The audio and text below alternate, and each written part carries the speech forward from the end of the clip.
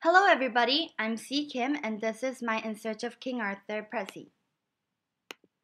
First of all, I focused my research on the topic the Knights of the Round Table, coming up with the question, how did the Knights of the Round Table play an essential role in the Arthurian society?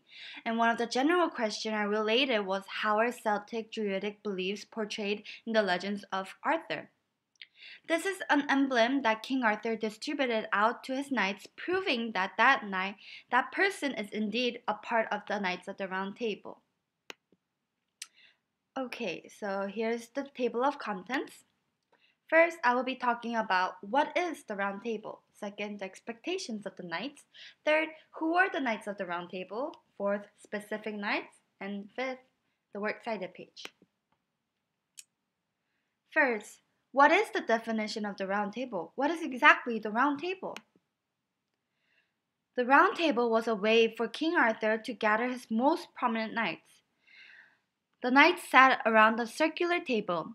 The table was round because it allowed all of the knights to face each other. It created a sense of equality, trust, and fellowship among the knights, earning the name Brothers in Arms. The names of the knights were also inscribed on the table. Also, the knights of the Round Table were expected to follow pretty harsh rules like 1. Never lay down their arms. 2. To seek nothing before honor, and more. It is actually very hard to determine the number of knights that were able to be seated on the table. For example, the book Merlin by Robert de Boris records that there were 56 seats, while Lemuel d'Arthur, one of the original pieces of King Arthur's legend, has 156 seats. But Leonard Arthur has 1,500 seats. Okay, in this slide, it has a brief description about King Arthur. He was the king of the Britons who ruled from his castle Camelot.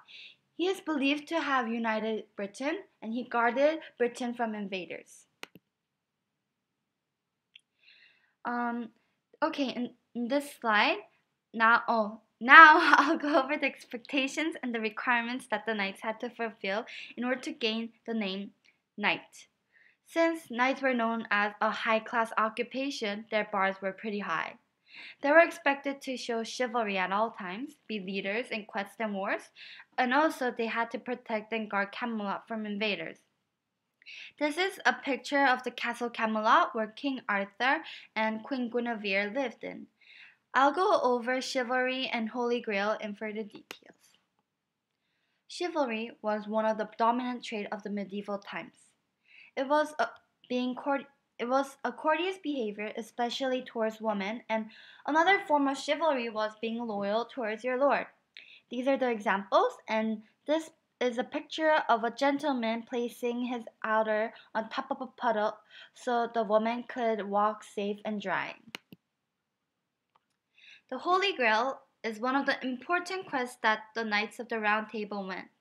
The Grail has a powerful magical power that is believed to sustain life, and in the Arthurian society, the descendant of Saint Joseph rediscovers the Holy Grail.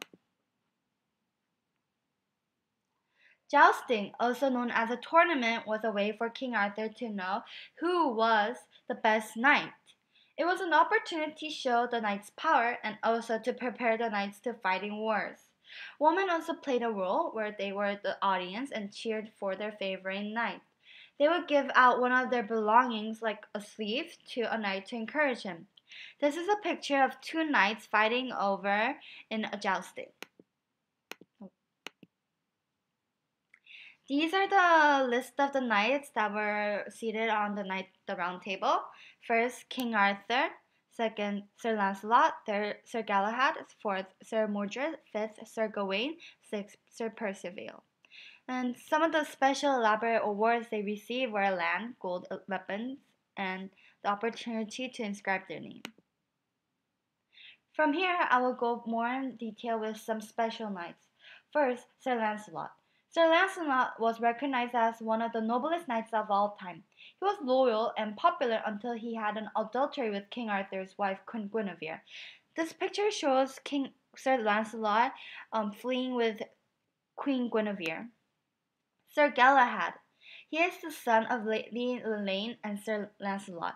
He is one of the three achievers of the Holy Grail, so he is quite revered by many other knights. Sir Mordred, he is known as the traitor, but he is actually the son of King Arthur. Wow! So, in conclusion, the Knights of the Round Table were ideal examples of King Arthur that showed the virtues from his followers, including honor, loyalty, chivalry, and knighthood. This is my works cited page, and these are some examples of my note cards. And thank you for listening, and I hope you enjoyed. Bye!